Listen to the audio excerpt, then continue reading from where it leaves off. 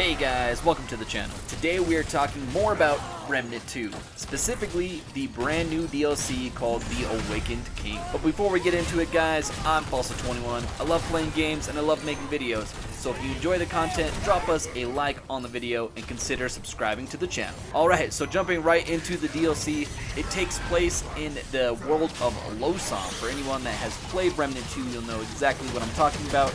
It's the more Bloodborne inspired looking area, which for me personally was my favorite area in the base game. Here they even add more to that specific world, so to get to the DLC you have to start an adventure mode for Losom, which means you'll have to at least finish a playthrough through that specific world in the campaign before you can unlock the adventure mode. When it's your first time ever playing the DLC, they do have what's called a one-shot, basically where you can do all of the DLCs before it gets kind of shuffled into the main world of Losom.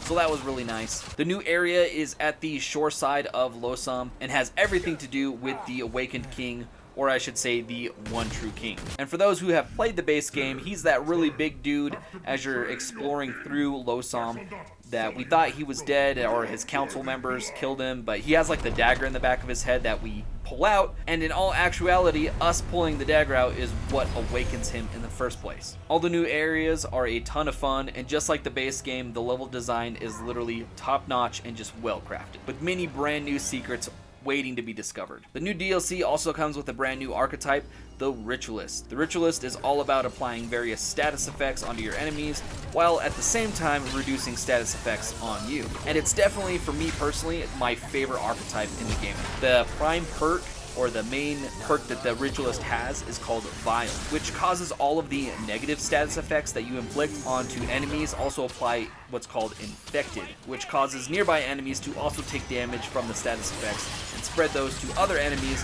when they die. The new archetype also has a couple of really cool skills, with the starting skill being Eruption, which generates like a 1 meter explosion dealing 50 damage to all of the enemies within a 15-meter radius. They also deal more damage for each distinct status effect on the enemy, which was really cool against mobs. I pretty much deleted entire swarms in just seconds. It was super powerful and I had a ton of fun with that specific skill. The second skill, which was my personal favorite, was called Miasma, which unleashed an area of effect burst inflicting bleed, burning, overload, as well as corrode on all of the enemies that are within the same radius of you. This combined with your base like damage perk of dealing extra damage to enemies with a status effect made you deal like crazy insane damage. And this is for the Ritualist archetype, mind you. I pretty much just would delete enemies entirely. So pretty much everything in the DLC all has to do and all revolves around the new class, and they just gave you so much stuff to make a really powerful build here. And that's one thing that the game does really well. The gameplay is just really good.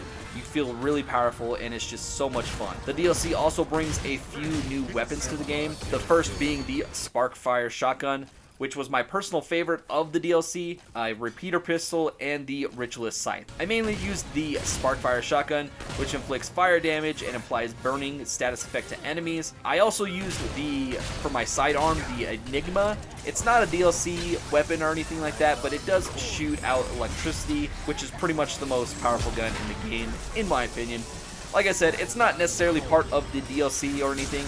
I actually found it right before the DLC dropped. I was hopping back in just to try to get my bearings again with the game, and I just ran across it totally by accident. And then I also used for my melee weapon the Ritualist scythe, which does extra damage towards enemies affected with a status effect. So just like I said earlier, everything plays into status effects here, and you can really just delete enemies. Even some of the bosses, which we'll get to here in a minute. I had no issue with the bosses like the Ritualist. Like if you get your build right, you can just delete bosses, delete enemies. It's so much fun. Last but certainly not least is the bosses. They have 4 new bosses in the DLC. We have the One True King, which the DLC is centered around. He also becomes a new world boss for Losom, so he could potentially be one of the final bosses you encounter as you go throughout the base game. Like I said, after you complete your one-shot and do all of the DLC material, all of the stuff within the Awakened King DLC gets randomized in the Losom world. They have the Befouled Altar, Bruin the Blade of the King, and lastly the Sunken Witch. All of the bosses were really fun to fight. I really enjoyed my time with each of them. overall, the DLC was just so much fun. All these bosses were really fun to do. I loved all the new weapons. I especially loved the new Ritualist class and just applying status effects. It was a whole lot of fun and just added even more enjoyment to the game, which all by itself was just absolutely incredible. And if you were a fan of the base game, this is something that you do not want to miss. This DLC is a must play, especially, like I said, if you enjoyed the base game. The new archetype as well as the areas and levels were all really well done. All the bosses were a blast to fight against, and that is why I'm going to give the Awakened King DLC for Remnant 2 an 8 out of 10. That's going to be it for the video, guys. Thanks everyone for watching. If you enjoyed the video, show us some support and drop a like on the video, and consider subscribing to the channel. Until next time, keep on gaming.